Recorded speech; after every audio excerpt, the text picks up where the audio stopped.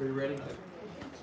Well, we're here today at the KCK Police Headquarters. I certainly appreciate Chief Oakman hosting us today to talk about fentanyl poisoning and the dangers to our youth. This is the #1 killer of young adults now in America.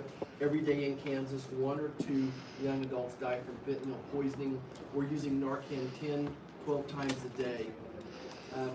We want to talk about, or we did talk about, what are the opportunities, what's working, what's not working, what else we can do. So I'm just going to ask the folks up here with me maybe to give a comment or two about fentanyl poisoning. Chief Oakman, thanks for hosting us here. Thank you. And I just want to thank the Senator. We're making this really a priority because it's an issue throughout Kansas, not just in Kansas City, Kansas. But I think that the key to it is all of us working together, from elected officials, our school officials, our public health officials, and I think that's how we need to come together because this is a serious issue. And I'm pretty optimistic that we can really get something done and continue to work together and improve the quality of life of our whole community. Chief, I'm going to put you on the spot. Tell us about the education your office, your staff is doing here, and if folks want to reach out, and how can they have your folks come and talk? Yes, we'll go anywhere from schools to community events. Since 2022, we've done 26 presentations. We have our Captain Diaz, who specializes in it. Just feel free to contact the KCK Police Department, and we will come and educate anyone in the community. Thanks, Chief. Thanks as well. All right, Sheriff Soptic, you're up next. Trade your spots here. So I want to thank the Senator for bringing everybody together. We just saw a room full of people that is really concerned about Wyandotte County, what's happening here locally. And as the Chief said, it's not just a Wyandotte County problem, but we're concerned about Wyandotte County. The Sheriff's Office is here to support all of our law enforcement partners and anything they need. And again, you saw a room full of people that are here that are committed to make a difference. Thanks to the Senator. For a lot of us in this room, this isn't just where we work, that's where we live. This is home, and this is happening to kids and adults, and it's something that we've got to take serious, and we saw a room full of people willing to do that. So again, thank you, Senator. Thank you, Chief. Sheriff, I'm going to ask you a question too. I think many people have a misconception that this is people dying from an overdose of fentanyl, but most often it's accidental. Can you just tell us what your experience has been in the Sheriff's Office as far as people from dying from fentanyl poisoning? Where do they get it? What does it look like? Yeah, a lot of times it looks like just a pill, something they're taking for another ailment. A lot of times they have no idea what it is. Or they've been told it's one thing and it's something else. I think the Chief can speak very specifically to it, but it's readily available. You can get it just about anywhere. But what's so dangerous is you don't know what it is. You don't know how much is in it. You have no idea until you take it, and many times it's too late at that point. Chief, why don't you follow up with that then? Is just talk about, what I see or what I read about is someone's ordering this on social media. They think they're getting a Percocet tablet, a Xanax tablet. What are you seeing here in KCK? Yeah, like I said, most of the time they think they're getting something else, but it ends up being fentanyl. And we're finding it everywhere on the streets, in the schools, and this is coming up through Mexico. We've traced some of it back there. And really what's important is we've had situations where these pills are manufactured. These are not manufactured by chemists or professionals. So you could split a pill, and we've had that situation where 2 people split a pill, they get the half with all the fentanyl, and they die of an overdose, and the other person lives a normal life. So that's why it's so dangerous. You don't know what you're taking, and you don't know if when you take this pill, it's going to be the last pill you take. Thanks, Chief. And I'm going to introduce Randy Colstrom with Wyandotte Behavioral Health. Randy, thank you. Thanks. You bet. So over the last year and a half to 2 years, we have seen about a 10% increase in the self-report use of fentanyl from the clients that we serve, particularly in our crisis stabilization center, which is available for anyone in a mental health or substance use crisis. The result of that is that we've seen an increased number of people overdosing in our parking lots. We've had staff apply Narcan.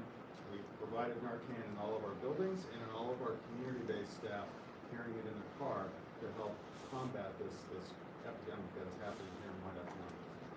Thanks so much. Libby, why don't you come up here, let me squeeze in here. Then lastly, I want to introduce Libby Davis. Libby has been a great proponent of helping us figure out the fentanyl problem and what we can do. She's tried to take tragedy and turn it into something positive. Libby, I know you shared before, but basically, can you just share Cooper's story just briefly? Yeah, absolutely. So Cooper was one of those kids who shared a pill, and the half he took had too much fentanyl and he did not survive.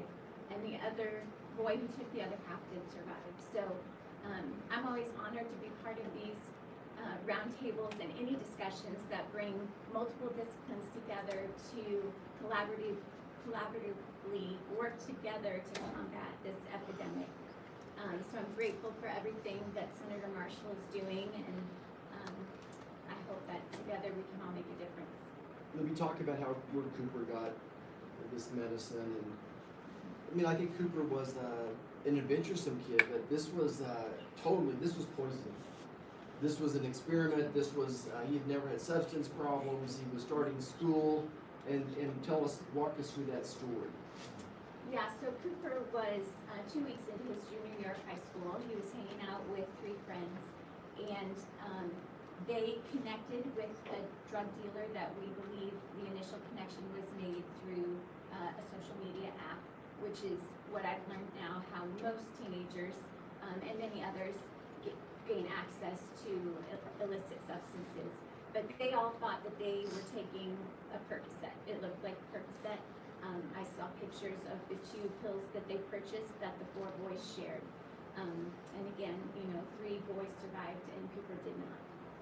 Libby, if you could talk to parents, if you could talk to students out here, what would your message be? Well, I'll quote information that I get from the DEA, but recently, 2022, the DEA seized 50.6 million pills, and after testing, they revealed that more than 99% of them were in fact fake and made with fentanyl, and 6 out of 10 of them contain a lethal dose of fentanyl. So those are the numbers that I want every family, every teenager in America to know, that your chances of getting something real off a social media app is slim to none. Not even just 1 pill, but 1/2 pills can kill and has killed. So we'll open up to questions. I want to keep it focused on the fentanyl issue, at least to start with. I'm happy to stick around for a second if there's more than fentanyl, but I want to hold these folks up in their real work as well. So any questions for the group at large? Would someone be able to speak to, I am curious, there's individuals like Cooper who kind of experimented and had this tragic outcome. There's also individuals who had pre-existing substance abuse problems and then they find their way to fentanyl. Can someone speak to how large of the issue revolves around individuals who maybe where their issue originated with kind of a legitimate pain treatment issue? Maybe they were legitimately prescribed a kind of a synthetic opioid or some other high Agent powered. Davis, hop up here. Come on. No, you can't talk here. Okay, sorry. I guess I'm just curious to what degree that is kind of part of the problem. I can tell you, from the police department standpoint, oftentimes we wouldn't know that information, but a lot of the individuals that we run across have had previous substance abuse issues. Normally, what we see a lot of times methamphetamine also. Certainly, my doctor's hat on here. We made a huge effort to educate doctors and nurses who's at risk. I think we made some great practices in pain management, trying to go away from narcotics. One of the simple things I see though is there's an issue with prior authorization. So a patient needs their hip replaced, their knee replaced, but the insurance companies won't let us go forward, and they're spending months and months on narcotics. So it's very, very frustrating. I think the emphasis here though is on young adults. That what we're seeing here is young adults that are they're not getting an orthopedic surgery, they're not being treated for migraines, that type of thing. I think the vast majority of people we're seeing dying are not from that pool of people. Libby, I have a question for you. You've been so great speaking in schools, and you talked about the idea of mandated education. What does that look like, especially with such local control of school districts? You know, what can Senator Marshall do to help in this area to get more mandated education within schools? Well, he'll have to tell you how he can help, but what I would love to see is, first of all of our middle school and high school kids, we need to have some sort of level setting education so that every student at those grade levels hears about illicit fentanyl and the danger that it poses to them. And then I'd love to see it adopted into school curriculum. You know, I'm not sure how often school curriculum gets updated, but I feel like it needs to change with the times, and the times have definitely changed. And so just knowing that that's there and part of the curriculum, I think would keep then all the incoming students to those grade levels educated as to this new danger. Does that start with the State Board of Education? Like, where does that conversation need to start? Well, I know the state of Oregon has mandated school curriculum around fentanyl. Okay. So I know it can be done at a state level. I'm not exactly sure where that starts, but Sure. I'd love to see that happen. My quick answer is I do think it's a state issue, a local issue. Sheriff was sharing about, he's on a school board. Why don't you kind of share that just for a second and how you, I want his school board to figure this out, help me figure out how the best way to do it. So yeah, I mean, it is, I think, a local control issue. I think it can start at the state school board level. I think that's something that they can push down through the individual districts. I know for us, it's been impactful. And I would agree, I think having an education piece is huge.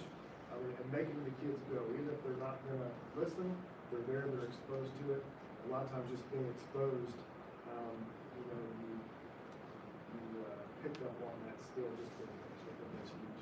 Chief Sheriff, what do we got here?